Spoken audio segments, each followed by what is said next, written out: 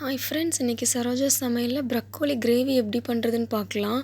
நல்ல வெந்நியை கொதிக்க வச்சு ஸ்டவ்வை ஆஃப் பண்ணிவிட்டு குட்டி குட்டியாக ப்ரக்கோலியை வெட்டி உள்ளே சேர்த்துக்கணும்.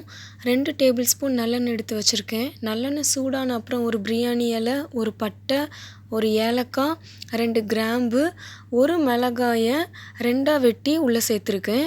ஒரு சின்ன பல் பூண்டை குட்டி குட்டியாக வெட்டி உள்ளே சேர்த்துருக்கேன்.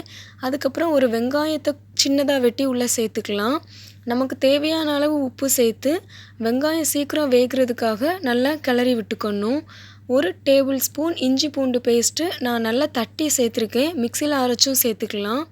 அதுக்கப்புறம் தேவைக்கேற்ப வத்தல் பொடி, 1 டீஸ்பூன் மல்லிப்பொடி, 1 டீஸ்பூன் கரம் மசாலா சேர்த்து நல்லா மிக்ஸ் பண்ணி விடணும். வெங்காயத்தோடு சேர்த்து கிளறி விட்டுக்கலாம். ஒரு சின்ன சிட்டிகை மஞ்சள் தூள், ஒரு சின்ன தக்காளியை சின்னதாக வெட்டி கட் பண்ணி உள்ளே சேர்த்து வச்சுருக்கேன்.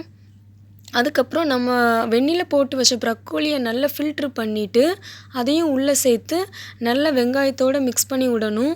அந்த ப்ரக்கோலியில் எல்லா மசாலாவும் நல்லா சேர்கிற மாதிரி கிளறி விட்டுக்கலாம். அதுக்கப்புறம் ஒரு 1/2 கிளாஸ் தண்ணி போதும். தண்ணி கொஞ்சமாக ஊற்றினாலே போதும், ப்ரக்கோலி சீக்கிரம் வெந்துடும். அப்புறம் நமக்கு தேவையான அளவு உப்பு சேர்த்துக்கலாம். இப்போ ப்ரக்கோலி நல்லா கொதித்து வருது. இந்த ஸ்டேஜில் 1 டேபிள் ஸ்பூன் நெய் சேர்த்துருக்கேன். நெய் தேவைன்னா சேர்த்துக்கலாம்.